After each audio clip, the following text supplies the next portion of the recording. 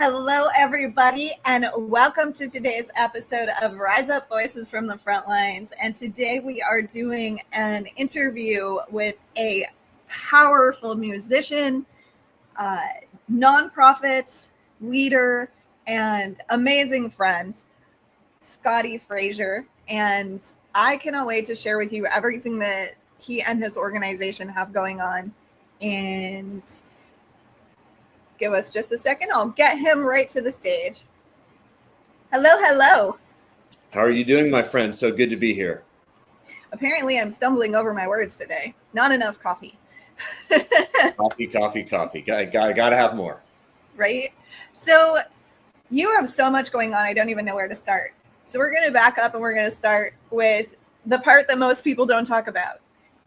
Who was little Scotti and what did you want to be when you grow up? And did your life trajectory happen the way that you dreamed of and expected? Okay, well, little Scotti, that is a long time ago. I grew up on the West Coast in the San Francisco area, and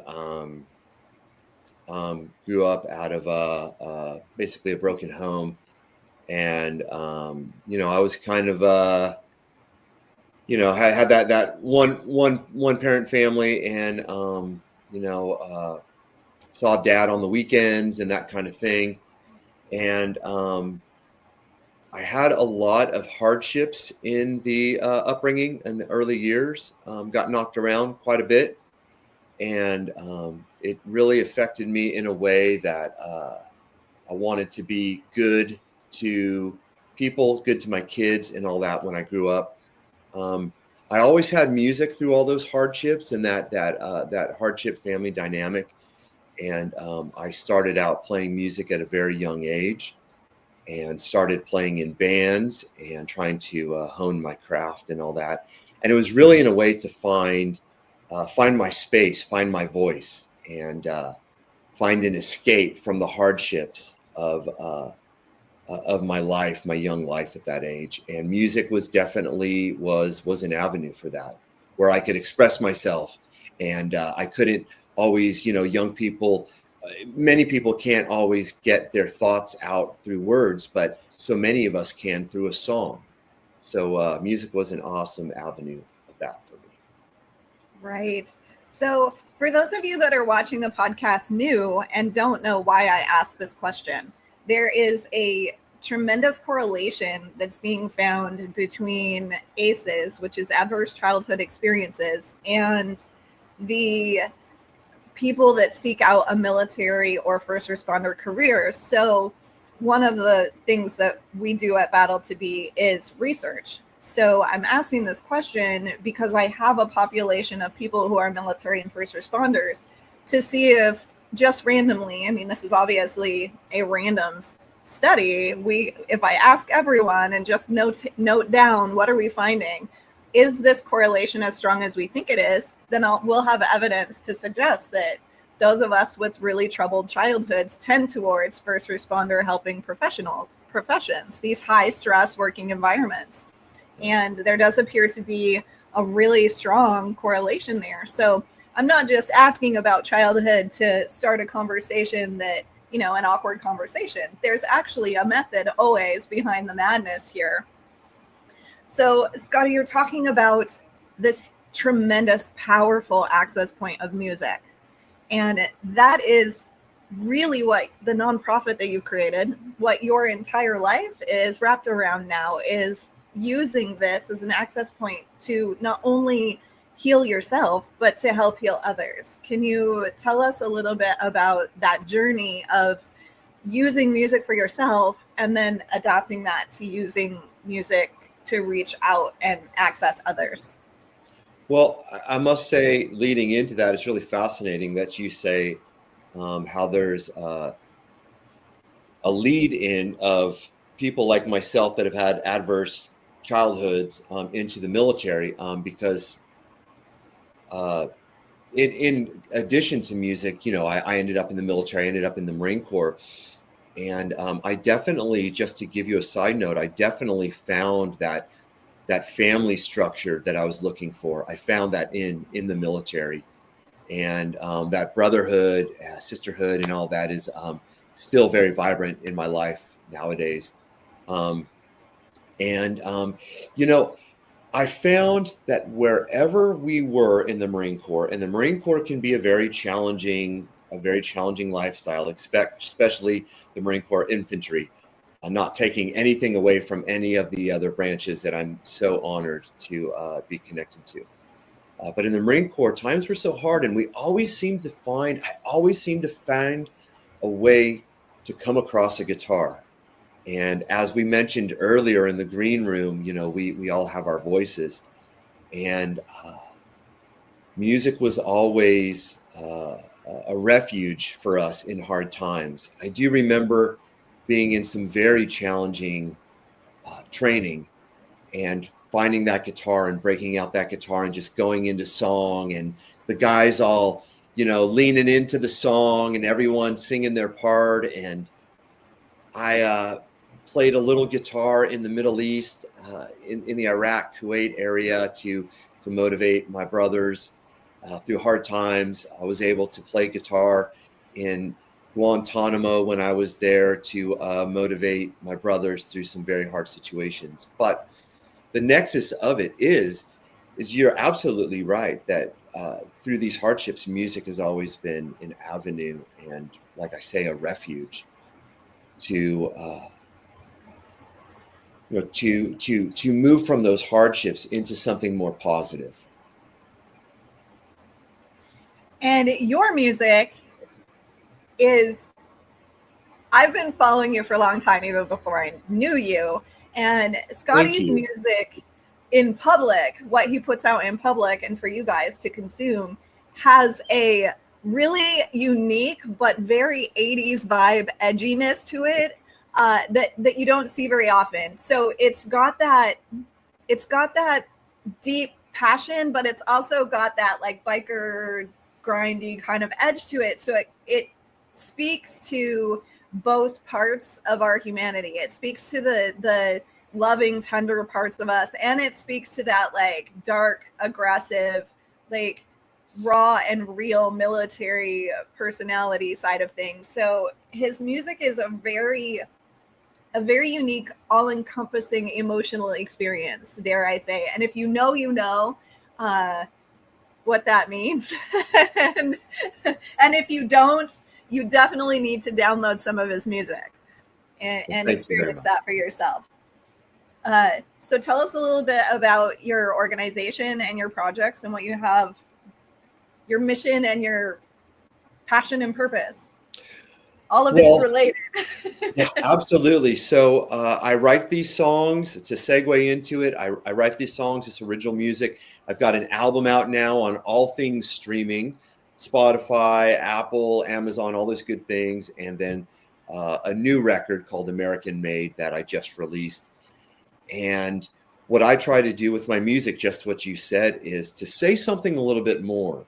It's such an incredible platform, and I've been given this incredible stage to stand on, and this platform to stand in front of people. And I hope to look, we all are similar and we all have so much in common because we've all experienced some level, some form of trauma, hardship, suffering, broken hearts. At my shows, I like to think we're all the Broken Hearts Club. And I'm just trying to find my way back home from war, one song at a time.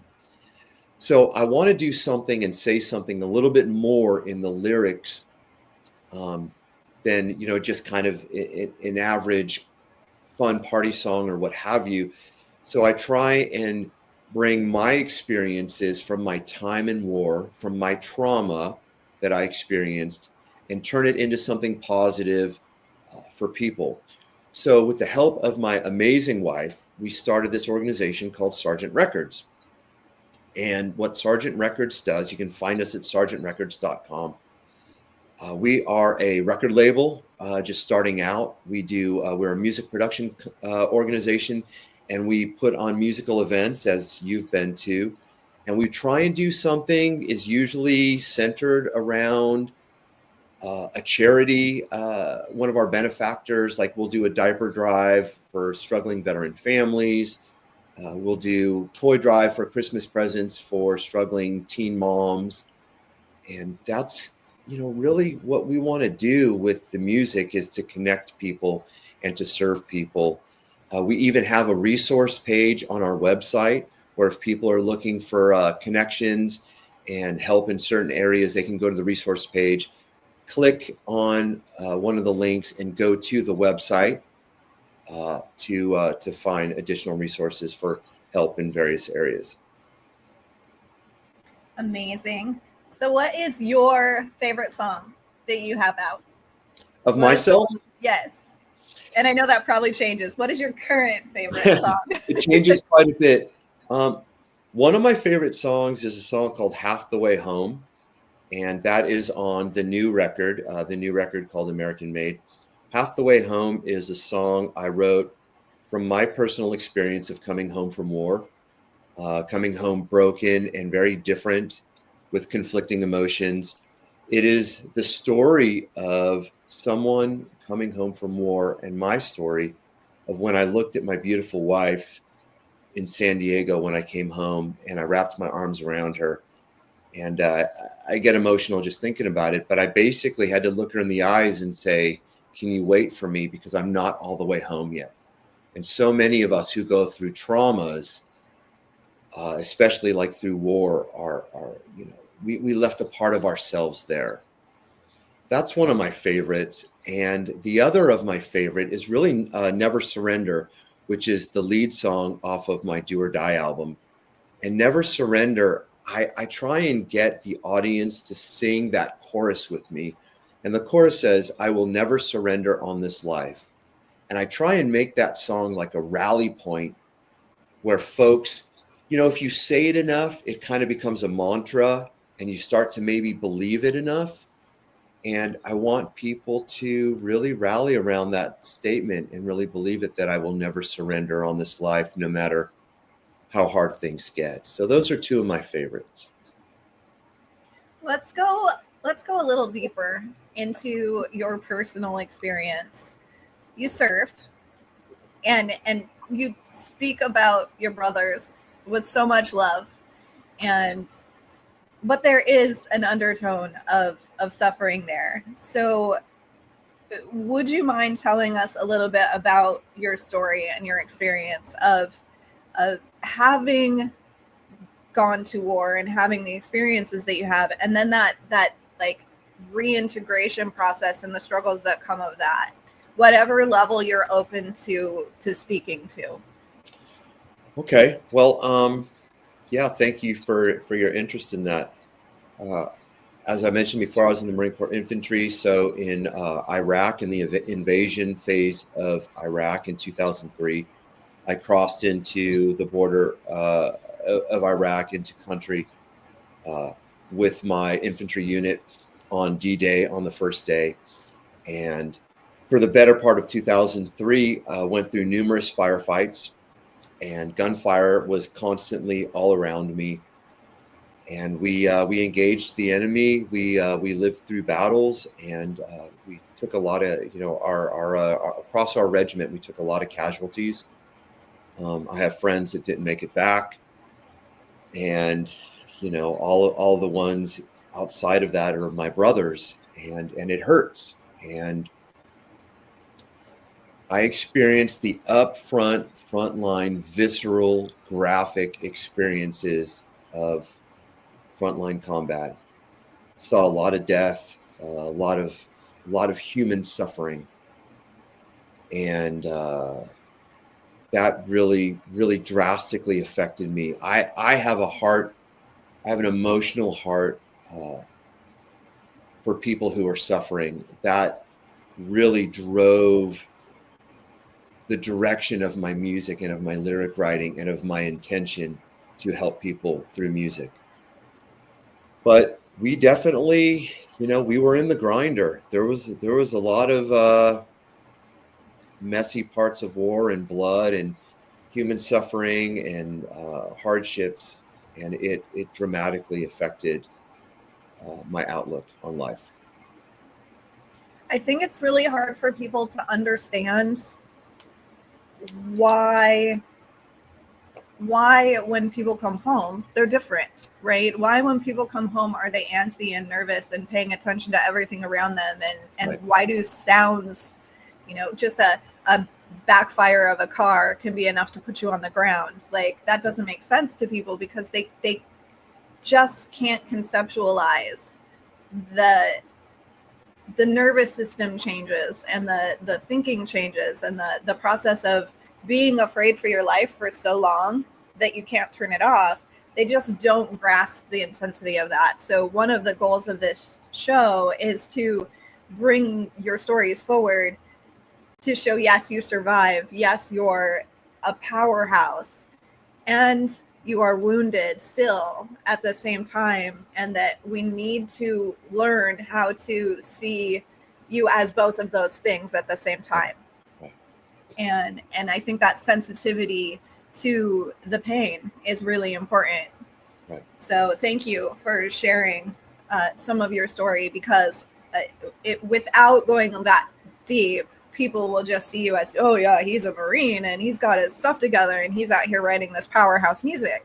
But it's also really important that they see the effects, the underlying depth of that impact. Well, I like to say that as together as I may seem, and I do appreciate that you have that perception, that I'm not the guy who's got all the answers. I'm broken like anybody else, and I've got my challenges and my ups and downs, and anxiety reaches across branches of the military and across sections of society. So I have a heart for anyone suffering through that. I know what that's like. For me, it was the visceral and graphic experiences of frontline combat. From somebody else, it may be some other trauma in their life. So while I'm a veteran focused on some veteran issues, I have a heart for all folks that are suffering through those things, from whatever those traumas and walks of life may have brought. Let me say also that it's interesting. I heard someone say recently about how it's challenging for a lot of veterans to, to flip the switch, to go from frontline combat to life and death in a blink of an eye, to come back to shopping at the grocery store, to being calm, to choosing different language and things like that. But while they say it's tough for a lot of veterans to reintegrate back into society or to transition back to civilian society, there is a very large group of veterans that their formative years were in the military. So they really weren't really part of that adult civilian society before they joined. They had the military as adults from 18 to 22 to 26, whatever. So integrating into society after war or service for a lot of veterans is a whole new thing. It's a whole new challenge. That's a really important acknowledgement, that we speak about it as reintegration, and really for many it is their first iteration of the adult person that they want to become. And how challenging is that adult stage anyway for many, right? Like, many people who don't have adverse childhood experiences and don't have war and don't have all of these things to look to, they still are struggling to establish themselves in adulthood in a healthy way. And then we add these challenges in. So reintegration isn't always the right terminology. And that's a really important acknowledgement. Right. So you have some really cool things coming up in the next couple weeks. Why don't you tell us a little bit about your next venture? Well, I'm very, very excited that I get to perform and do my music to a very receptive audience quite often, of my brothers and sisters, first responders, and military and veterans. I am heading to the Nashville area. I'm flying into Nashville next week, and On the 23rd of April, I will be performing in Columbia, Tennessee, just south of Nashville, at McCreary's, and it is the Stop 22 Veterans Suicide Awareness event. And I'm just so honored to be able to share my songs at that. My good friend Malachias puts on that event, and there will be some veteran help nonprofits on station there. And we're going to try to bring camaraderie and hope and positivity to folks and raise awareness for this. You know, they say it's 22 a day, but the numbers that I've been hearing is even more than that. And that's, I mean, even including my first responder brothers and sisters. You know, it's heartbreaking. It's heartbreaking just to lose people like that, people that have given so much and gone through that kind of hardship. And whatever, you know, has been done corporately in medicine to this point is not working. And we need to find some alternative ways to help folks. But the long and short of it is the veteran suicide epidemic. It's an epidemic. And we want to raise awareness for it and try and connect people to resources and find a way to give people some hope. Yeah, this is the 22 a day is, in my understanding and the research that we've been doing, 22 is close to the active duty suicide rate. Okay, so we're not talking people that are not currently on duty, and the numbers are thought to be at least double, if not triple that. So because so much of it is not reported and so much of it isn't tracked. And I honestly, because, you know, I'm not a conspiracy theorist, but I honestly feel like those numbers are not tracked purposely because no one wants to admit the problem is as significant as it is. And if the numbers are tracked accurately, then the government would have to look at, you know, what are we not doing? Because this is not okay. I mean, 22 a day is sufficient enough for us to go, this is not okay. If we triple that and we look at that as a reality, people are going to freak out. People are going to say, well, why is this happening? And nobody really wants to look at that reality because it's so big and it's such a hard thing to solve. But we actually don't think it's really that hard of a thing to solve, right? If you address suicide from a preventative and protective standpoint, and we build resilience in recruits before we even start training them. If mental health and wellness and coping strategies are implemented in childhood, all the way throughout developmental years, we're going to have people in high stress helping professions who are capable of handling the stress in healthy ways. And that's really what the tragedy is people who don't have the tools and resources to cope with the stress when the stress comes, not a year later when the stress shows up as PTSD, right? So there is logical and scientific evidence that shows we can combat this, we can stop this, but the investments and the changes that it would take from a structural standpoint in our education system and our recruitment systems and our training systems throughout every single military and first responder organization is so tremendous. Nobody wants to look at it.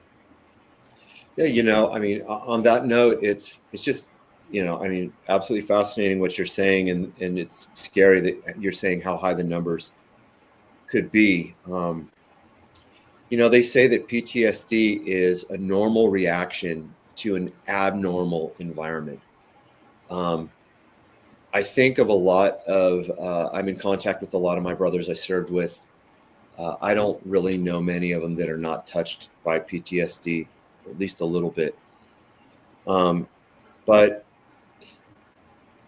you know, it's definitely something that, you know, those ways that we were trained to function and act in combat, they don't translate so well into civilian society. Like the way that I may react to a car backfiring or a certain situation in a dark parking lot, would make me great as the sergeant in a combat environment, but maybe not so great in the civilian world. So I agree with you 110%. We need to look at mental health and helping train people to function over there and back here as well. So we're going to include all of the links for the ways that you can access Scotti's music and so that you can check out their organization. But before we close today, tell us, how can people find you?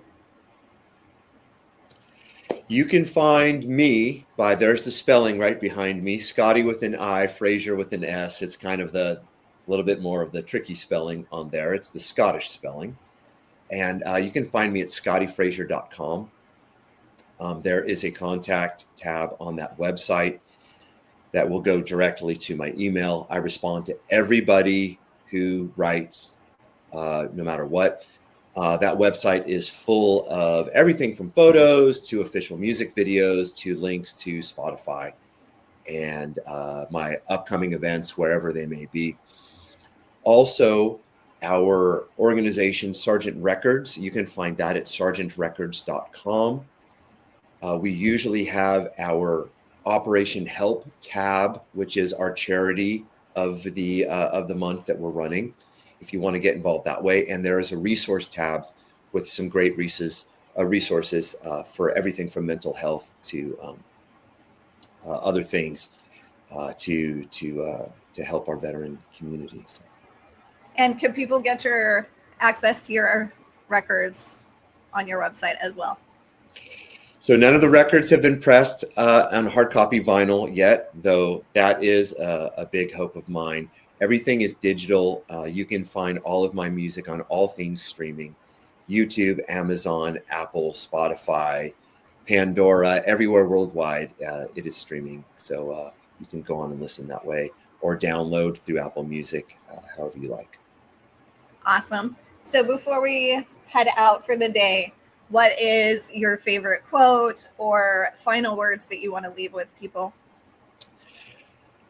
I'd like to leave folks with two thoughts. One is like in my song, Never Surrender. The chorus just repeats, I will never surrender on this life. And I hope if people listen to that song, that by the end of the song, it'll get stuck in their head and they'll believe that, even through the hard times. Never surrender on this life. I'd like to tell your viewers that if you are struggling and you want to see someone who's strong, who's capable, who's powerful, I would say just go and look in the mirror, because the person looking back at you has a 100% rating of making it through the bad days. Absolutely true.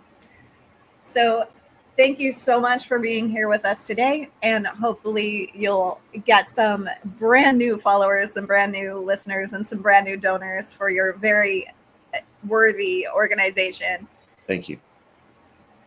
Awesome. Thank you so much. It's an absolute honor to be with you here. I love every time that we get together and spend time together and